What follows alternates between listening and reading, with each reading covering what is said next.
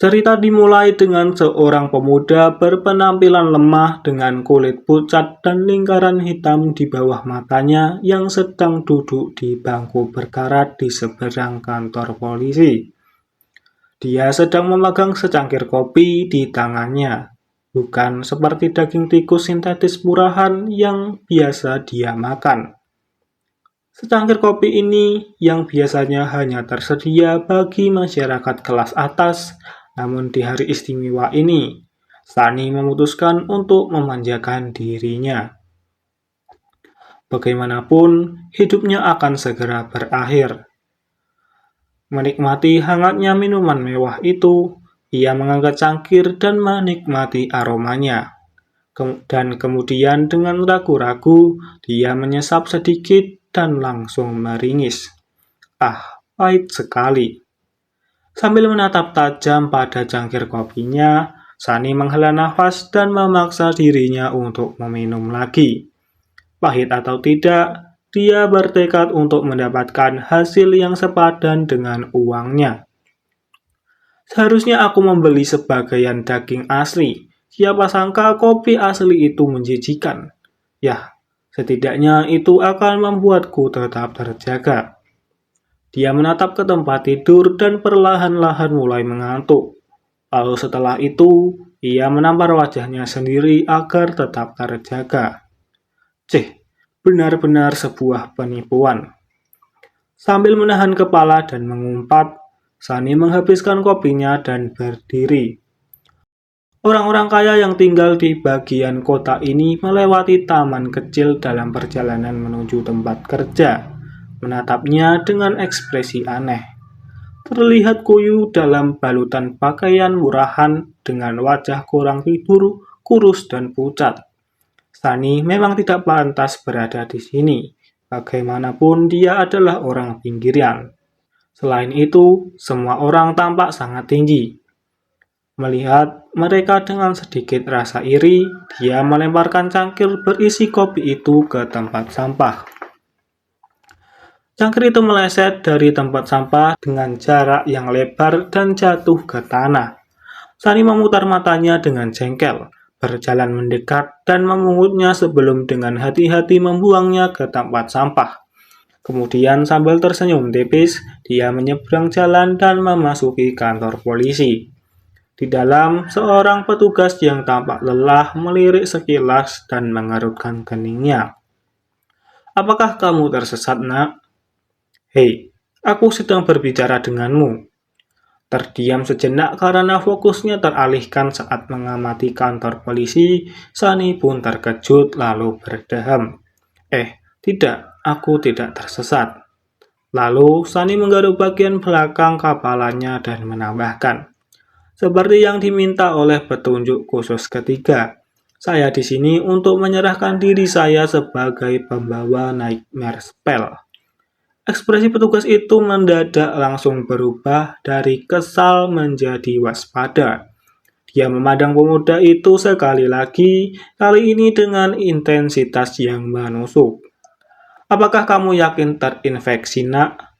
Kapan kamu mulai menunjukkan gejala?" Sani mengangkat bahu. Seminggu yang lalu." Petugas itu pun menjadi pucat. Kemudian, dengan gerakan tergesa-gesa, dia menekan tombol di terminalnya dan berteriak, "Perhatian, kode hitam di lobi. Saya ulangi, kode hitam." Nightmare Spell pertama kali muncul di dunia beberapa dekade yang lalu. Saat itu, bumi baru saja mulai pulih dari serangkaian bencana alam yang menghancurkan dan perang dunia untuk memperebutkan sumber daya yang terjadi setelahnya. Pada awalnya, itu adalah penyakit baru yang menyebabkan jutaan orang mengeluh kelelahan dan kantuk terus-menerus, tapi tidak menarik banyak perhatian. Namun, ketika mereka mulai tertidur secara tidak wajar dan tidak ada tanda-tanda akan bangun, bahkan beberapa hari kemudian, pemerintah akhirnya panik. Tentu saja, pada saat itu semuanya sudah terlambat. Respon dini tidak akan membawa perubahan apapun. Ketika orang yang terinfeksi mulai bangun dalam tidurnya, mayat mereka berubah menjadi monster yang disebut makhluk nightmare dan dengan cepat menjerumuskan dunia ke dalam kekacauan total. Tidak ada yang tahu tentang nightmare spell, kekuatan apa yang dimilikinya, dan bagaimana cara melawannya. Tetapi pada akhirnya, mereka yang bangun, mereka yang selamat, mereka yang tidak berubah menjadi makhluk nightmare, mulai muncul dengan membawa kekuatan pemberian nightmare spell yang mereka dapatkan setelah menyelesaikan ujian saat mereka tertidur. Berbekal kemampuan ajaib yang diperoleh dalam nightmare atau mimpi buruk mereka memulihkan perdamaian dan menciptakan tatanan baru. Oke, singkatnya, nightmare spell ini semacam sistem gitu seperti yang ada di manhwa-manhwa yang kalian baca, yang bakal ngasih kekuatan setelah kalian nyelesain tantangan. Nah, tantangannya ini berupa nightmare atau mimpi buruk. Yang ketika mereka tertidur, mereka bakal dikirim ke sebuah proyeksi masa lalu yang dibuat oleh spell, lalu diwajibkan menyelesaikan tantangannya. Orang yang berhasil menyelesaikan tantangannya akan bangkit menjadi awakan, tapi seseorang yang mati akan berubah menjadi monster yang disebut makhluk nightmare. Oke, lanjut. Bagi kebanyakan orang, dipilih oleh spell yang memiliki resiko yang sama besarnya dengan peluang adalah sesuatu yang seperti anugerah. Bagaimanapun, mantra itu memberi mereka kekuatan yang dapat merubah tatanan dunia. Oleh karena itu, banyak anak-anak belajar keterampilan bertahan hidup dan teknik bertarung di sekolah. Keluarga kaya menyewa guru privat untuk melatih anak-anak mereka dalam segala jenis bela diri. Mereka yang berasal dari klan Awaken bahkan memiliki akses ke warisan yang kuat, menggunakan memori dan eko yang diwariskan dalam kunjungan pertama mereka ke alam mimpi. Oke, gue bakal nambah sedikit penjelasan mengenai memori, eko, sama dreamlim atau alam mimpi. Singkatnya, memori itu semacam perlengkapan atau senjata yang diberikan oleh spell setelah membunuh makhluk nightmare. Dan tentu saja dengan kemungkinan perolehan yang kecil.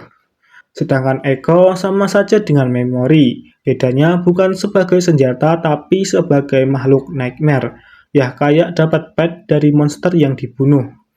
Dan kemungkinan perolehannya itu sangat kecil, lebih kecil dari memori. Nah, untuk alam mimpi itu dunia lain yang penuh dengan monster.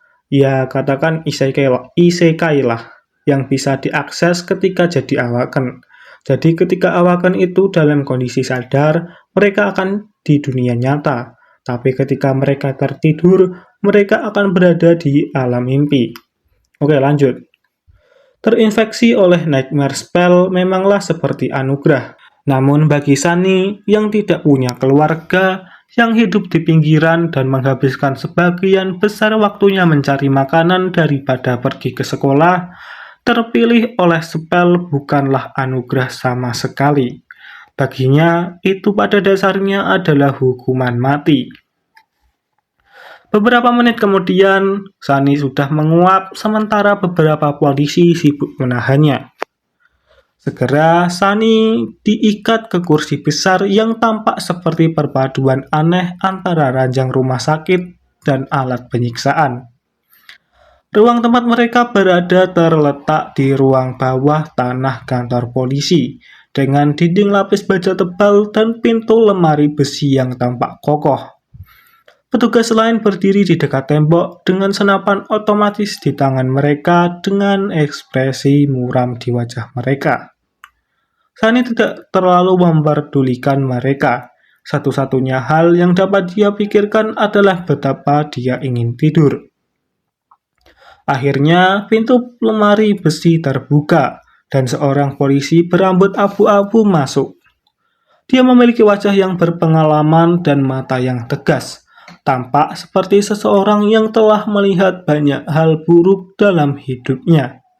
Setelah memeriksa pengegangnya, polisi itu melirik arloji dengan cepat dan kemudian menoleh ke Sunny.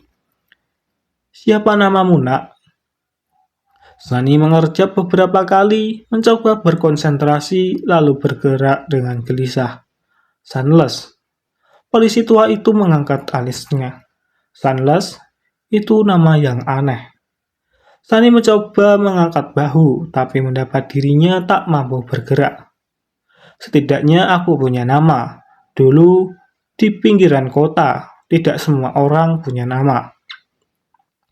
Setelah menguap lagi, dia menambahkan, "Itu karena aku lahir saat terjadinya gerhana matahari. Ibuku punya jiwa puitis loh." Itu sebabnya dia mendapat nama yang aneh dan adik perempuannya pun memiliki nama Rain. Setidaknya ketika dia masih tinggal bersama mereka. Apakah itu hasil imajinasi puitis atau kemalasan belaka? Sunny tidak tahu. Polisi tua itu mendengus. "Apakah kamu ingin aku menghubungi keluargamu?" Sunny hanya menggelengkan kepalanya. "Tidak ada siapa-siapa. Anda tidak usah repot-repot." Untuk sesaat, ada ekspresi gelap di wajah polisi itu. Lalu ekspresinya berubah serius. "Baiklah, Sunless. Berapa lama kamu bisa tetap terjaga?" Tidak lama." Polisi itu menghela nafas. "Kalau begitu, kita tidak punya waktu untuk prosedur lengkapnya. Cobalah untuk menolak selama yang kamu bisa dan dengarkan aku baik-baik, oke?" Tidak menunggu jawaban, polisi itu menambahkan, "Berapa banyak yang kamu ketahui tentang Nightmare Spell?" Sunny memberinya tatapan bertanya-tanya. "Kurasa sama seperti siapapun, siapa yang tidak tahu tentang spell itu. Bukan hal mewah yang kau lihat di drama dan dengar di siaran propaganda. Maksudku, beberapa banyak yang sebenarnya kau ketahui." Itu adalah pertanyaan yang sulit dijawab. Bukankah aku akan pergi ke Nightmare pertama, membunuh beberapa monster untuk menyelesaikannya, lalu menerima kekuatan sihir dan menjadi seorang awaken? Polisi tua itu menggelengkan kepalanya. "Dengarkan baik-baik. Begitu kamu tertidur, kamu akan dipindahkan ke dalam Nightmare pertamamu. Nightmare adalah cobaan yang diciptakan oleh mantra. Begitu masuk, kamu akan bertemu monster. Tentu saja, kamu juga akan bertemu manusia. Ingat, mereka tidaklah nyata. Itu hanya ilusi yang diciptakan untuk mengujimu." "Bagaimana Anda tahu?" Polisi itu hanya menatapnya. "Maksudku, tidak ada seorang pun yang mengerti apa itu mantra dan cara kerjanya. Jadi, bagaimana kamu tahu bahwa itu tidak nyata? Kamu mungkin harus membunuh mereka, Nak. Jadi, bantulah dirimu sendiri dan anggap saja itu hanya ilusi." "Oh." Polisi tua itu menunggu sebentar lalu mengangguk dan melanjutkan. "Beberapa hal tentang Nightmare pertama bergantung pada keberuntungan. Secara umum, hal itu tidak akan terlalu sulit. Situasi yang kamu hadapi, peralatan yang kamu miliki, dan makhluk yang harus kamu kalahkan harusnya berada dalam jangkauanmu, setidaknya dalam kemampuanmu. Lagi pula, mantra itu menyiapkan ujian, bukanlah eksekusi. Kamu sedikit dirugikan karena keadaanmu itu, tapi anak-anak dari pinggiran itu tangguh." Sunny semakin mengantuk, menjadi sulit untuk mengikuti percakapan. "Tentang kekuatan sihir yang kamu sebutkan, kamu memang akan menerimanya jika kamu bertahan sampai akhir Nightmare. Apa sebenarnya kekuatan itu tergantung pada afinitas alamimu dan juga apa yang kamu lakukan selama ujiannya. Tapi beberapa di antaranya itu akan siap membantumu sejak awal."